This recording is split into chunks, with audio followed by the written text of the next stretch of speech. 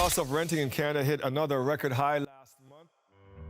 Another month, another wave of bad news for Canada's renters. The cost of renting an apartment is soaring, and there's no end in sight. According to data from rentals.ca, the asking price for a one-bedroom apartment in Toronto has jumped by 32% in the past 2 years, to an average of $2,620. In Vancouver, rents are up 38% in 2 years, and a one-bedroom apartment goes for $2,988, nearly $3,000. And it's not just Canada's priciest cities. Suburbs are seeing soaring house prices too, and more desperate renters flee high prices in city centers. In fact, it's come to the point where there's basically no discount for renting in the suburbs. In the Toronto suburb of Brampton, rents are up 44%, and a one-bedroom apartment now goes for $2,274 per month. That's only slightly cheaper than Toronto itself. In the Vancouver suburb of Burnaby, rents are up 45% in 2 years, to $2,555 on average for a one-bedroom unit. Fleeing to suburbs won't save you from soaring rents, so how about moving to a smaller city? Forget it. Prices are soaring in small cities as well. Kingston, Ontario has seen rents rise 23% in 2 years, while in Halifax, rental rates are up 26%. No matter where in the country you go, you can't escape soaring rents. Two Toronto sisters recently went public with their rent hike nightmare. Our landlord increased our rent by $7,000 per month. We were just very shocked. Stories like this are popping up all over the country. But what's behind the soaring rental rates? Why is this happening? Canada's rental housing crisis didn't appear out of nowhere. It's the result of years of greed, failed policies, poor planning, and foolish government decisions. In this video, we're going to break down the causes of Canada's rental crisis, starting with this: soaring house prices. Canada saw a massive increase in house prices during the pandemic, when mortgage rates were super low and Canadian households scrambled to become homeowners. But when house prices rise faster than incomes, it has a knock-on effect on the rental market. Some portion of would-be homebuyers are priced out of the market. They can no longer afford to buy, which means they have to stay put in rental housing. The rental market depends on a certain amount of turnover. It's expected that over time, renters save money for a down payment on a house. When they can afford to buy, they move out of rental housing and into their own home. That frees up room for new renters. But when house prices soar, this process breaks down. People stay put in their rental apartments, leaving no room for younger people to get apartments of their own. This has become a huge problem in Canada. A recent survey found that at current house prices, less than 10% of Canadian households can actually afford to buy a house. In other words, renters are stuck renting, and the long-term renters are now in competition with new renters for the same apartments. This is driving up rental rates, and that's just the tip of the iceberg. Another major problem is rising interest rates. Massive government spending during the pandemic, combined with supply shortages caused by pandemic lockdowns, resulted in a wave of inflation that hit the world's economy over the past few years, and Canada has been no exception. When inflation hit multi-year highs in early 2022, the Bank of Canada started raising interest rates. That's basically the bank's one and only tool for controlling inflation. But the irony of it is that rising interest can also cause inflation, especially in a country as indebted as Canada, where so much depends on borrowed money. Canadians are the most indebted people in any G7 country, and debt payments, particularly mortgage payments, have become huge. That means that even a small rise in interest rates can have a huge impact on the monthly payments that households make. And what we've seen in the past year and a half isn't a small rise in rates. It's the fastest and largest increase in interest rates that Canada has seen in decades. According to Statistics Canada, the average payment on a Canadian mortgage has jumped by 30% over the past year. And here's the thing, landlords are mortgage borrowers too. For decades, Canadians with a little extra cash have piled into the housing market, buying investment properties with 20% down and an 80% variable rate mortgage. Now those variable rates have soared, and these investors are paying much higher monthly mortgage payments. So what do you do if you're a condo investor and the rent you're charging doesn't cover the mortgage you're paying? You pass the cost on to the tenant, of course. We have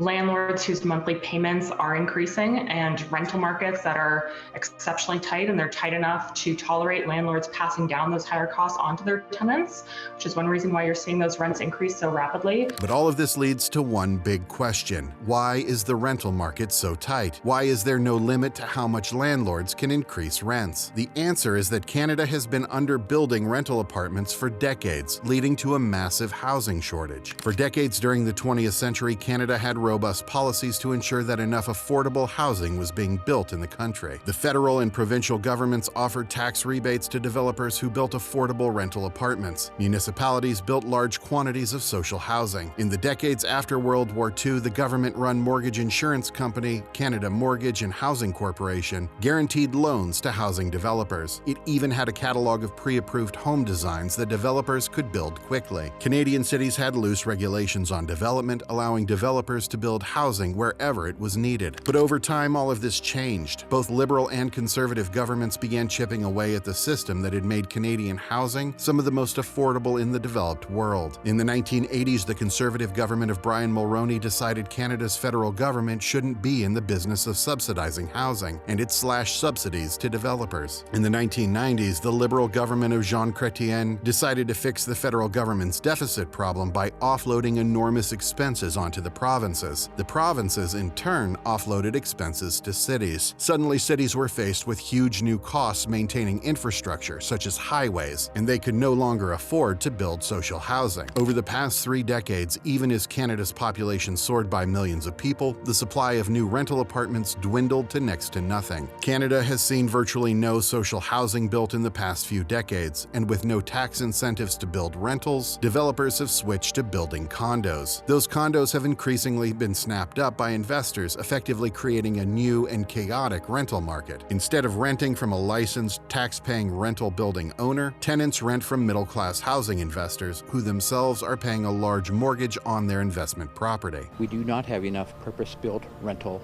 properties and development.